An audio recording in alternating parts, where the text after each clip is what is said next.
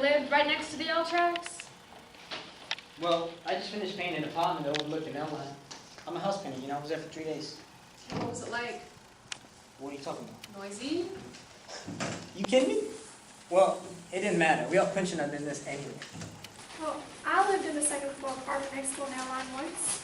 When the windows open and the train goes by, the noise is almost unbearable. You can't hear yourself think. Okay, you can't hear yourself think. Will you get to the point?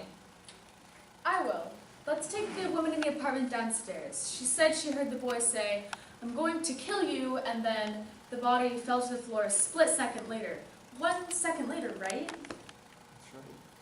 Second, the woman in the apartment across the street. She claims she saw the stabbing through the last 2 cars of a passing elevated train. The last 2 cars, right? All right, what point are you making here? Now, we agreed that it takes 10 seconds for the L train to pass any given point.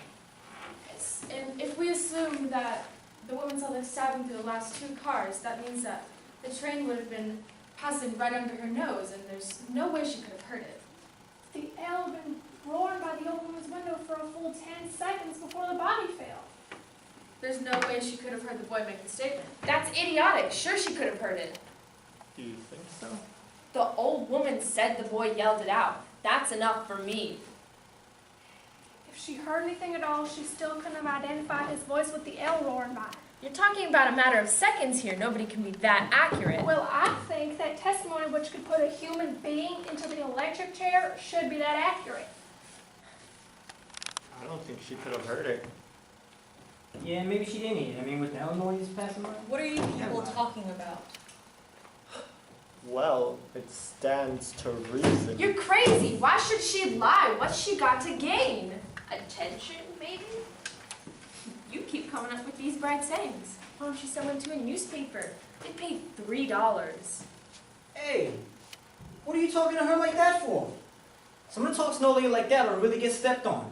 You ought to have some respect. You say stuff like that to her again, I'm gonna knock your lights Get your out. hands off me. Go ahead. You can say anything you want. What do you think the old lady might like? It's just that I looked at her for a very long time, you know. Did you notice that the seam of her jacket was split under her arm? I mean, to come into court like that. This is a very old lady with a torn jacket, and she walked very slowly to the stand. She was dragging her left leg and trying to hide it because she was ashamed of it. I mean, I think I know her better than anyone here. This is a quiet, frightened, insignificant old lady who's been nothing all her life. Nobody knows her. Nobody quotes her. She's never had any recognition, her name in the papers. I mean, that's a very sad thing to be nothing. A lady like that ought to be listened to, be quoted, be recognized just once. That's very important. I mean, it'd be so very hard for her to recede into the background when there's just a chance to be something. Now, wait a minute. Are you trying to tell us she lied just so that she could be important once? No, I don't think she'd really lie, but perhaps she'd make herself believe she'd heard those boys' words and recognized the boy's face. Well, that's the most fantastic story I've ever heard. How can you make up a thing like that? What do you know about it? Ladies and gentlemen, let me remind you, this case is based on a logical and reasonable progression of fact. Let's keep it there. Facts may be colored by the personality of the people who present them. Anyone want a cough drop? I'll take one. Say what you people like. Thanks. I still don't see how anybody can think that the boy is not guilty. Well, there's another thing I wanted to talk about first. I think we proved that the old woman couldn't have heard the boy say, "I'm going to kill you." But supposing she really did hear him say something. You didn't prove it at all. What are you talking about? But suppose she really did hear the boy say a thing like that. I mean, how many times has each of us used this phrase? Probably hundreds. I could kill you for that, darling. If you do that once more, Junior, I'm going to kill you.